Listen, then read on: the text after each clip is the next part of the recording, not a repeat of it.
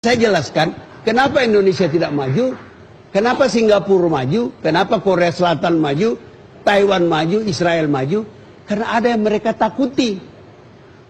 Taiwan takut sama Cina, daratan. Korea Selatan takut sama Korea Utara.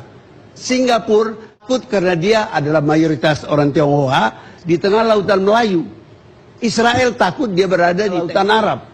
Kalau dia nggak hebat, dia dikeremus. Indonesia, Tuhan pun tidak ditakuti.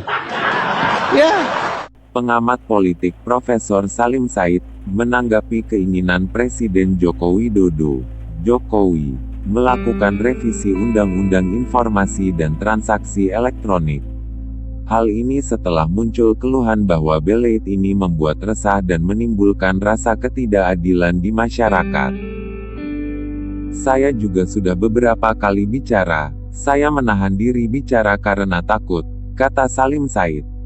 Sebab nanti jika kritik kepada pemerintah, meski Presiden Jokowi minta masyarakat melakukan kritik, tetapi jika di sekelilingnya tidak terima karena terganggu kepentingannya, maka yang terjadi pihak yang kritis dibuat susah. Kalau oligarki itu pertanyaan sulit, siapa yang sebenarnya berkuasa? Dia mempertanyakan apa betul Jokowi berkuasa penuh? Atau Jokowi berkuasa sebagian, lantas sebagian lagi siapa yang berkuasa? Bagi Prof. Salim pertanyaan ini jawabannya penting.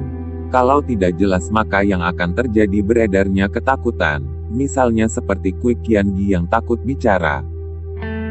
Saya juga sudah beberapa kali bicara, saya menahan diri bicara karena takut, kata Salim Said. Sebab nanti jika kritik kepada pemerintah, meski Presiden Jokowi minta masyarakat melakukan kritik, tetapi jika di sekelilingnya tidak terima karena terganggu kepentingannya, maka yang terjadi pihak yang kritis dibuat susah. Jika orang lain dari kalangan oligarki itu merasa dirugikan atau lebih dirugikan, maka dia bisa bertindak untuk mempersulit kita, sambungnya. Sebelumnya, ekonom Kwik Kian Gi mengaku takut menyampaikan pendapat berbeda dengan pemerintah, karena khawatir langsung diserang buzzer di media sosial. Padahal pendapat yang disampaikan bukan untuk menyerang, melainkan memberi masukan alternatif yang mungkin bisa digunakan. Sementara Wakil Presiden ke-10 dan ke-12, Yusuf Kala atau JK juga menyampaikan bahwa demokrasi yang diterapkan saat ini harus menjadi introspeksi bersama. Sebab masyarakat ketakutan dipolisikan jika menyampaikan kritik kepada pemerintah. Bagaimana mengkritik pemerintah tanpa dipanggil polisi? Ini tentu menjadi bagian upaya kita semua, kata JK di acara Mimbar Demokrasi YouTube PKS, Sabtu tanggal 13 Februari tahun 2021. Menurutnya dalam demokrasi check and balance itu hal yang wajar. JK juga mengapresiasi sikap Presiden Jokowi yang mempersilakan dikritik. Demikian sahabat semua uraian dan penilaian dari Profesor Salim Said terhadap perkembangan politik di Indonesia, serta menyikapi masalah terhadap dampak daripada pemberlakuan Undang-Undang ITE, yang akhir-akhir ini banyak disorot kalangan masyarakat dan kaum intelektual. Terlebih lagi sebagian besar rakyat merasa bahwa kebebasan mereka untuk berpendapat dan memberikan kritikan kepada pemerintah sangat dipersempit. Bahkan boleh disebut mereka dilanda kecemasan kalau apa yang dilontarkan dan disampaikan ke publik, akan mengarah pada suatu tindakan yang dianggap merendahkan atau melecehkan pada orang-orang yang berada di lingkup kekuasaan.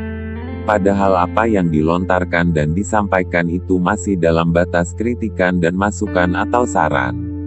Tetapi para buzzer dan pendukung pemerintah justru menafsirkan lain. Sekian dulu sahabat semua untuk uraian singkat dari video ini. Semoga saja isi dari video yang baru kita saksikan dapat memberi edukasi dan informasi tambahan buat kita semua. Karena seperti kita tahu bahwa setiap saat banyak sekali berita terbaru yang tentunya sangat Anda butuhkan sebagai pelengkap informasi dan juga pengetahuan.